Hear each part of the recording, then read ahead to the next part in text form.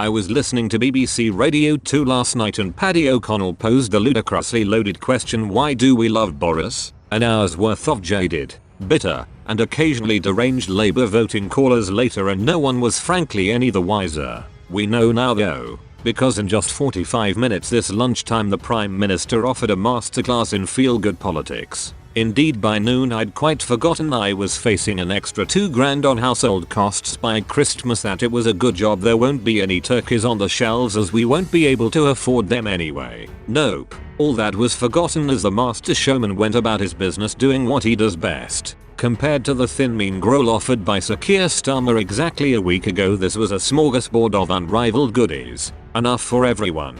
And all everyone had to do was close their eyes tightly and believe. In truth, it really was a very good conference speech. Every single important box was ticked, and the delivery was inch perfect. The insight and even the gags felt clever and off the cuff rather than the horrible scripted Starmer stuff of last week. Boris at his populist best. His skill is that he disguises the fact he's the poshest bloke in the room and manages to connect and G up not just the party faithful but truckers, taxi drivers and checkout girls, you name it. Connect. Might want to look that word up. Sir Keir. Boris is constantly berated, usually on the BBC, and usually by people who probably read our favourite humorless broadsheet, as not being serious. He cracks actual jokes. He does self-deprecation. He recognizes his own occasional ridiculousness, and this is not, they carp, what the public want of their politicians. Or contra, though it infuriates the beard-stroking political nerd classes. This is exactly what the public want of their politicians. Who doesn't want to feel good about themselves or their country in their future? And frankly, Boris does this better than any politician in living memory. It's why he's still where he is, shrugging off scandals which would have long since had lesser mortals on the backbenches bitterly scribbling their memoirs. Boris gets that anyone under the age of 60 in Britain has had a lifelong narrative thrust upon them that their past is terrible and their future is even worse. It is partly the collapse of the certainties of empire, the decades-long fallout of the war, and the rise of the awful self-styled Marxist intellectual left as opposed to the decent horny-handed sons of toil unionized left which inspired this weird, low-key self-loathing. We were told we were crap, that we'd never design another Spitfire, build an SS Great Britain, that our industry was in terminal decline, our schools were barely capable of educating children. But,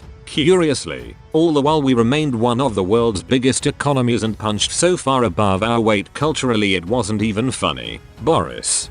Big, broad brush. Spare me the details. Boris doesn't buy the negativity of the sellotaped spectacled Corbynistas. And a long list of British big ups delivered to conference we had. The vaccine. Well, of course we had the vaccine. It is Boris's D-Day. His success against the odds, and he knows he can take it to the bank anytime. Wages and unemployment. The first up, the second down, or at least substantially less catastrophic than COVID doomsayers predicted. Immigration. There would be jobs for the high-skilled, but no longer would mass immigration be at the expense of business and agriculture's failure to invest and pay. Leveling up. Never again, he said, would geography dictate the life chances of anyone born in Britain. Crime, which the Tories would be tough on, he claimed, with more police and more powers. More music to the ears of the Tory faithful. Even pet theft was touched upon. In dog-loving Britain, of course it was. If you can steal a dog or a cat, there is clearly no limit to your depravity, he suggested.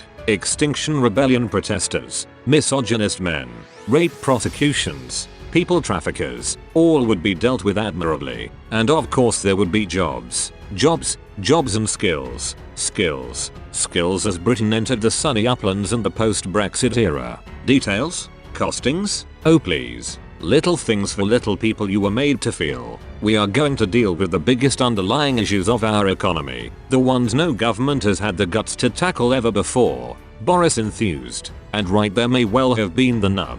The PM has clearly always fancied himself an FDR for Britain with his big, bold and costed ideas, but it's hard to avoid the feeling what Boris really wants to do is nothing less than create a new economic model for Britain. In truth, it does feel more like a pragmatic response to a set of circumstances. It's business and industry and agriculture's fault. Don't look at me, rather than a long-held principle and a considered strategy. But what if he's right? What if we do need to pay higher wages to British workers rather than import dirt cheap indentured labour from whatever country we can find which happens to be on its economic knees? Labour under Corbyn repeatedly accused Boris of indulging in a race to the bottom, but in demanding better pay and conditions across our woefully poorly paid agriculture and service sectors he's turned the tables. Of course it's a high risk strategy and he knows it. It involves unavoidable inflationary triggers and tougher times for us all in the short term. And this is why he threw in a handful of warnings that Britain needs to tighten its collective belt in the short term.